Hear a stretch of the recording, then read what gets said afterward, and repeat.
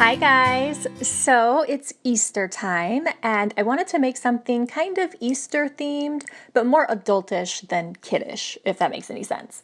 And I always love a beautifully adorned cake with flowers, so I decided to make a cake with lots of flowers and include a few white chocolate eggs sort of nestled in the flower bed, kind of like a little Easter egg hunt amongst the flowers. And this cake is what I came up with, so I hope you guys enjoy this. So the first thing I did was I melted down some Wilton white chocolate candy pieces in the microwave, and then I spooned some of the melted chocolate into each of the egg cavities in my Easter mold. And then I'm just going to tap it gently on the countertop to even it out, and then place it into the refrigerator for about 15 to 20 minutes. Once I remove it from the fridge, they'll easily pop out of my mold, and then I just set them to the side until I'm ready to use them. For my frosting, I'm placing my butter sticks into a mixing bowl and I'm using my hand mixer.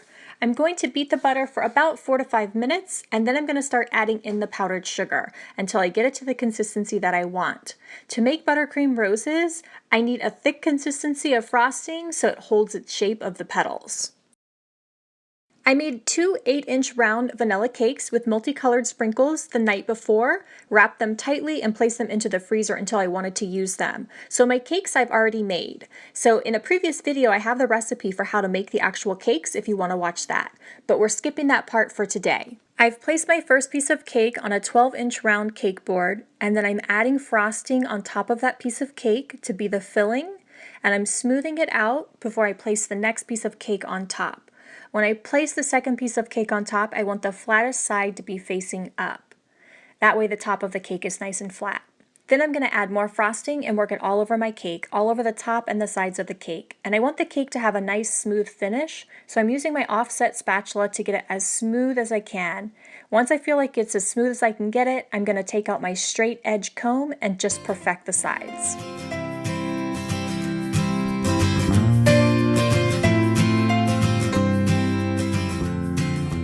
My next step is to make some different size roses and flowers for the top of my cake.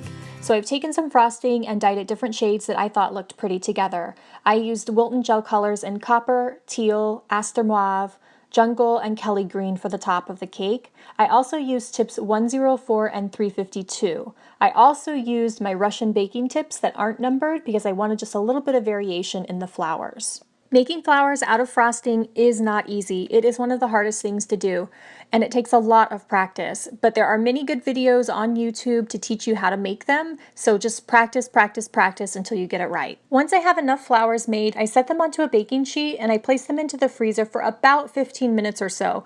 That way they're easy enough for me to handle and place onto my cake, and I can reposition them if I need to.